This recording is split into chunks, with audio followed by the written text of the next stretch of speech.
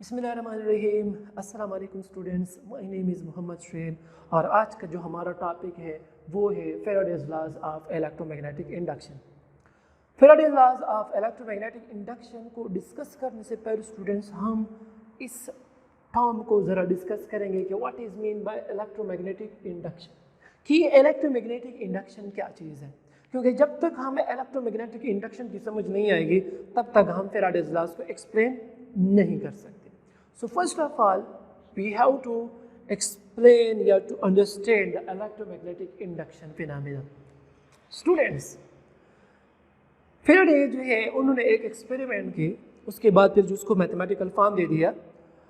Electromagnetic induction का word जब भी हम इसको जो है स्टडी करेंगे, इसको देखेंगे इलेक्ट्रोमैग्नेटिक, तो हमारे माइंड में आएगा कि यहाँ पे किसी किस्म का कोई एक मैग्नेटिक फील्ड होगा। स्टूडेंट्स, अगर आपको याद हो फर्स्ट लेक्चर में मैग्नेटिक फील्ड का जब हम लेक्चर ले रहे थे, आप देख सकते हैं वीडियो में कि मैग्नेटिक फील्ड जो है हमारे पास दो तरीक़ों से जो है प्रोड्यूस होती है। एक तो हमारे पास परमानेंट मैग्नेट है, ठीक है, वहाँ पे उसके अराउंड मैग्नेटिक फील्ड होता है। एक जब भी हम कंडक्टर में से करंट पास करते हैं तो उस कंडक्टर के अराउंड भी क्या हो जाता है, मैग्नेटिक फील्ड प्रोड्यूस हो जाती है, ठीक है। तो दो मेथड्स हैं मैग्नेटिक फील्ड को प्रोड्यूस करने के लिए या मैग्नेटिक फील्ड को अंडरस्टैंड करने के लिए। अब जब कभी हमारे पास यहाँ पे एक दूसरा वर्ड भी हम डिस्कस करते हैं, मैग्नेटिक फ्लक्स। अब स्टूडेंट्स, मैग्नेटिक फ्लक्स को जो है वो भी हमने प्रीवियस लेक्चर्स में डिस्कस किया है, आप देख सकते हैं वीडियोस में कि मैग्नेटिक फ्लक्स क्या होता है कि जब भी हमारे पास मैग्नेटिक फील्ड लाइंस किसी एक सर्टेन एरिया में से पास होते हैं तो उसको हम नाम देते हैं magnetic flux. Means magnetic field lines passing through certain area is called magnetic flux. अब जनाब, फैराडे ने जो है एक एक्सपेरिमेंट की और उससे जो है उसने ये कंक्लूजन निकाली कि जब कभी हम किसी कॉइल में से जो है मैग्नेटिक फील्ड लाइंस पास कर रहे होते हैं, ठीक है, अब अगर उस फील्ड लाइंस में जो है क्या हो रही होती है, उसमें वेरिएशंस आते हैं, मींस मैग्नेटिक फ्लक्स में चेंजेस आ रही हो, तो उस कॉइल में क्या होगा, ईएमएफ इंड्यूस हो जाएगी। ईएमएफ क्या हो जाएगा, इंड्यूस हो जाएगा। और जब हम इस कॉइल को जो है क्लोज लूप बना लेते हैं, किसी सर्किट के साथ कंबाइन, मींस सर्किट के साथ लगा लेते हैं, क्लोज लूप बना लेते हैं और वहाँ पे जो है किसी को एक गिलवानोमीटर वगैरह लगा लेते हैं, तो फिर उस सर्किट में जो है करंट भी फ्लो शो करेगा, फ्लो में स्टार्ट कर लेगा और उस करंट को फिर हम नाम देंगे इंड्यूस्ड करंट। और जो ईएमएफ प्रोड्यूस हो गया उसको हम नाम देंगे induce EMF, EMF induce. So students, ये जो प्रोसेस है, ये जो फिनोमेना है कि जब भी हम किसी कॉइल में से फ्लक्स को चेंज कर रहे होते हैं तो वहाँ पे क्या होगा, उस कॉइल में ईएमएफ इंड्यूस होगा। इस प्रोसेस को, इस फिनोमेना को हम नाम देते हैं इलेक्ट्रोमैग्नेटिक इंडक्शन। इसको क्या नाम दिया जाता है, electromagnetic induction. So the phenomena in which when magnetic flux linking a close loop is changed, कि वो फिनोमेना या वो प्रोसेस कि जब हमारे पास मैग्नेटिक फ्लक्स जो है जो कॉइल को लिंक कर रहा होता है, अगर उसमें चेंजेस आ जाते हैं, उसमें वेरिएशन आ जाए, then an induced EMF is produce in the loop. तो उस लूप में या उस कॉइल में क्या होगा, ईएमएफ इंड्यूस हो जाएगी और इस प्रोसेस को हम नाम देते हैं electromagnetic induction. And the current so produce is called induce current. और हमें पता है कि जहाँ पे भी फिर ईएमएफ होगी या वोल्टेज होता है तो अकॉर्डिंग टू ओहम्स लॉ वहाँ पे फिर क्या होगा, करंट भी प्रोड्यूस हो जाएगी, या चूँकि यहाँ पे इंड्यूस ईएमएफ है तो यहाँ पे करंट भी क्या होगी, इंड्यूस करंट होगी। सो इस फिनोमेना को, इस प्रोसेस को जिसमें कि अगर कॉइल में से फ्लक्स में चेंज आ रही होती है, वेरिएशंस आ रही होती है, इस फिनोमेना को, इस प्रोसेस को हम नाम देते हैं या इसको नाम दिया जाता है इलेक्ट्रोमैग्नेटिक इंडक्शन। अब इस एक्सपेरिमेंट को यहाँ पे हम जो है चेक करते हैं, डेमोन्स्ट्रेट करते हैं कि हाउ हमारे पास ईएमएफ कैसे इंड्यूस होता है या फ्लक्स में किस किस्म की चेंजेस आती है या कैसे चेंजेस आ सकते हैं। फॉर एग्जांपल केस ए, ये हमारे पास एक कॉइल है, ठीक है, इसको हमने गिलवानोमीटर के साथ क्या किया हुआ है, कनेक्ट किया हुआ है। गिलवानोमीटर हमारे पास एक डिवाइस होता है जो जिससे हम मेजर करते हैं करंट को। A device which is used to measure small amount of current in a circuit is called galvanometer. अब जनाब, एक कॉइल है, उसको हमने गिलवानोमीटर के साथ कनेक्ट किया हुआ है और यहाँ पे हमारे पास क्या एक मैग्नेट है, ठीक, इसका एक साइड नॉर्थ है और दूसरी साइड हमारे पास क्या है, साउथ।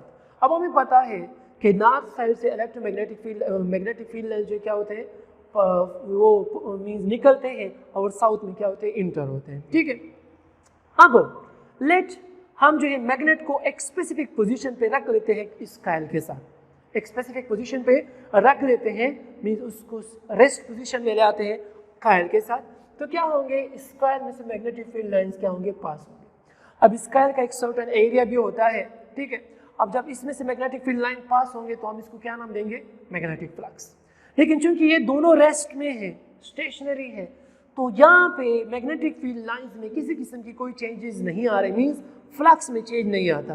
फॉर एग्जांपल यहाँ पे जो मैग्नेटिक फील्ड लाइंस पास हो रहे हैं कितने हैं, 1 2 3 4 5, means 5 number of field lines जो है इस कॉइल में से क्या हो रहा है, पास हो रहे हैं।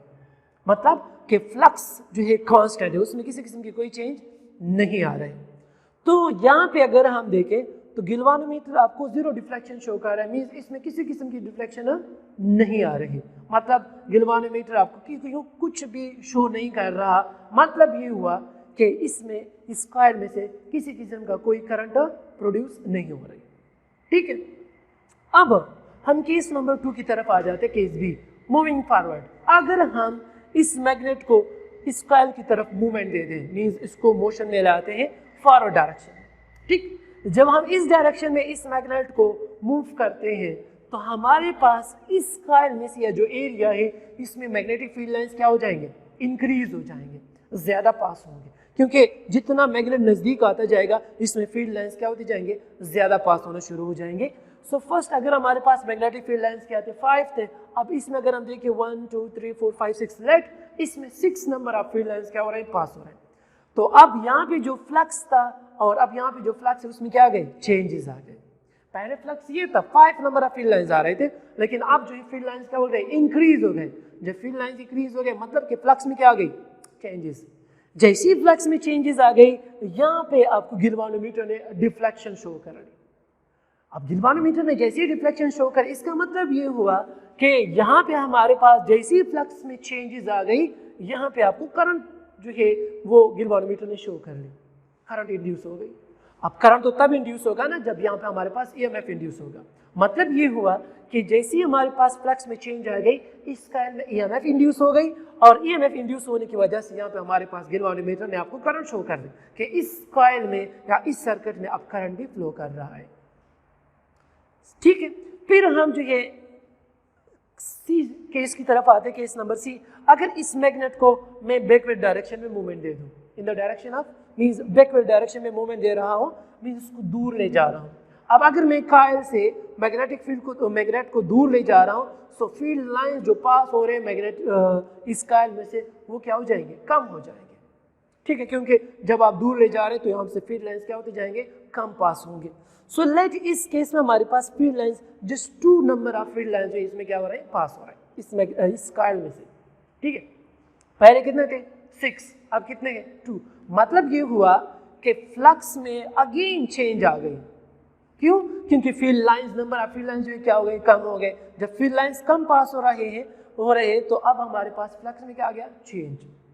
और जैसे ही फ्लक्स में चेंज आ गई, सो अगर हम यहाँ पे गिलवानोमीटर को देखें तो इसने फिर से डिफ्लेक्शन शो कर, लेकिन दूसरे डायरेक्शन में, अपोजिट डायरेक्शन में।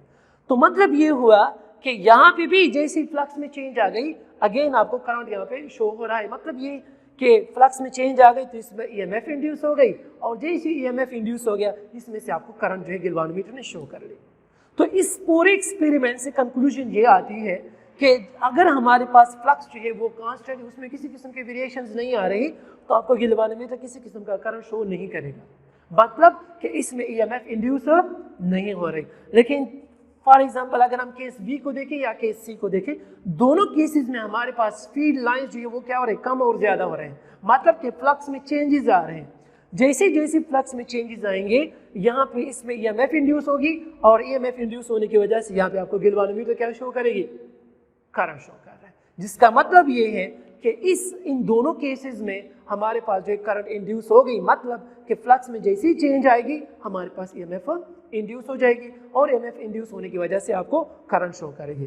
तो इस फिनोमेना को, जिसमें हमारे पास फ्लक्स में चेंज होने की वजह से आपके पास ईएमएफ इंड्यूस हो रहा होता है इस कॉइल में या सर्किट में या लूप में, तो इस फिनोमेना को हम नाम देते हैं इलेक्ट्रोमैग्नेटिक इंडक्शन।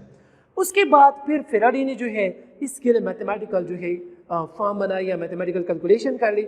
इंशाल्लाह नेक्स्ट लेक्चर में जो है हम फेराडेज लॉ की न्यूमेरिकल मैथमेटिकल फॉर्म जो है हम डिस्कस करेंगे। Thank you so much.